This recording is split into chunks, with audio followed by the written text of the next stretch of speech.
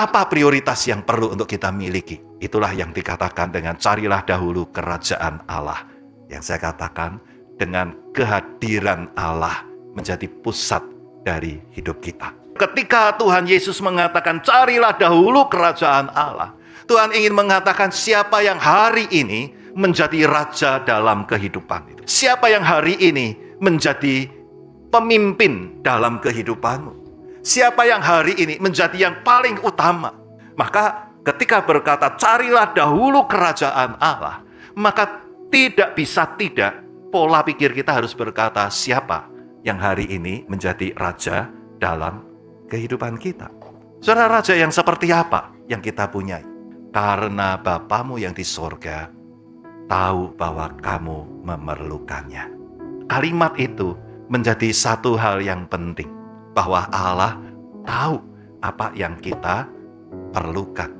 Di sini kita harus tandasi ataupun ingat lagi, itu yang diperlukan, bukan hanya yang kita inginkan. Banyak keinginan bisa, tapi yang diperlukan belum tentu sama. Kadangkala hidup kita, Tuhan izinkan ada yang pahit, ada yang kelam, ada yang menyakitkan. Ada yang kita bisa berkata, Tuhan kenapa seperti ini? Lalu kita marah kepada Tuhan. Bukankah aku sudah baik-baik sama Tuhan, tapi kenapa Tuhan kasih hidup yang seperti ini? Kok dia lebih enak? Saudara, Tuhan tahu apa yang kita perlukan.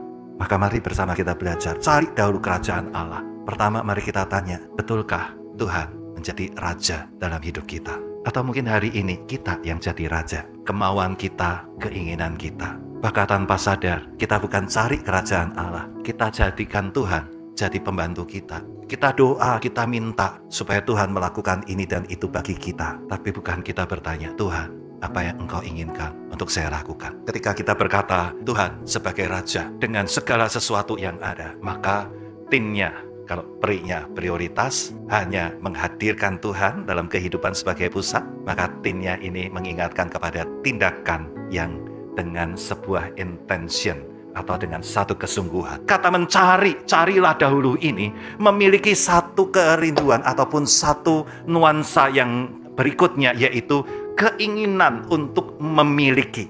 Jadi mencari itu bukan hanya sekedar lihat dan cukup. Enggak, cari untuk sampai itu menjadi bagian yang kau miliki.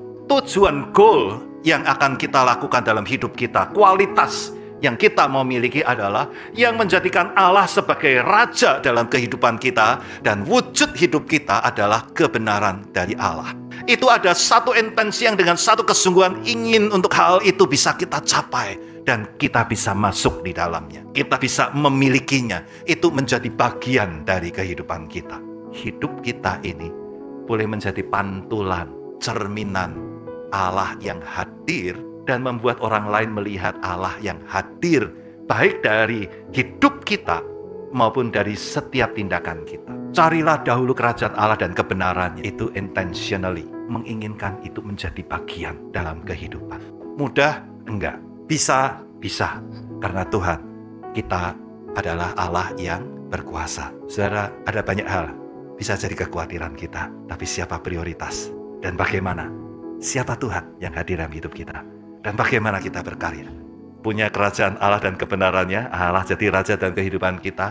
Yang lain-lain itu adalah menjadi side product yang akan diberikan kepada kita.